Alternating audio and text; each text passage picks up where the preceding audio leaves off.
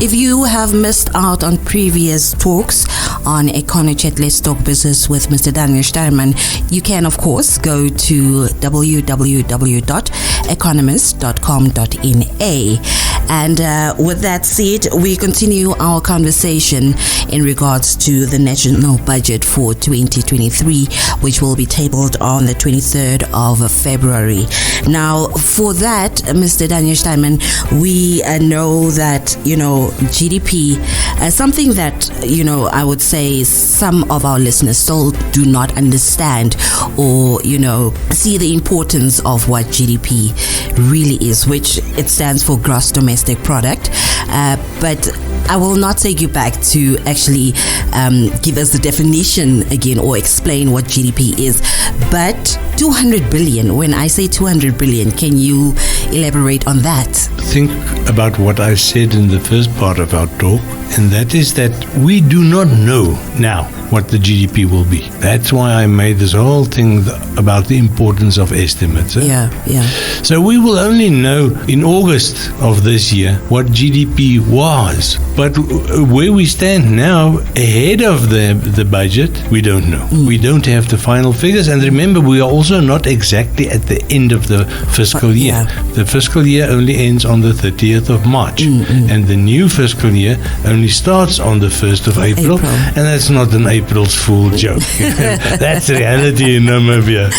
So we will not know until the national accounts are published, and that we get the preliminary national accounts usually end of June, beginning of July, and we get the final national accounts in August. Then we will have confirmation of what GDP up to 30th of March 2023 was. Okay. The current year, the year that we are in now. Yeah.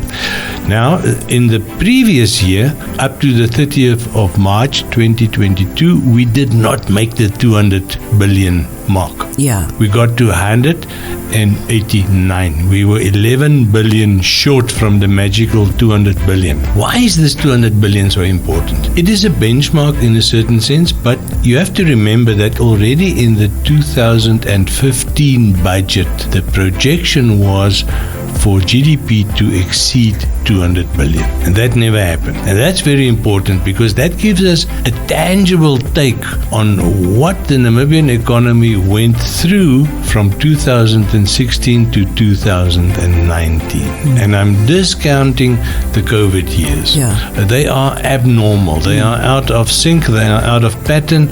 It's not very good financial planning to use the COVID figures for our long-term planning. Definitely. So we need to take a look what happened with the government's finances from more or less 2010, the first year after the big recession worldwide, to 2015, where we had 5 stimulatory years, very aggressive stimulation of the economy, very good performance, very fantastic results.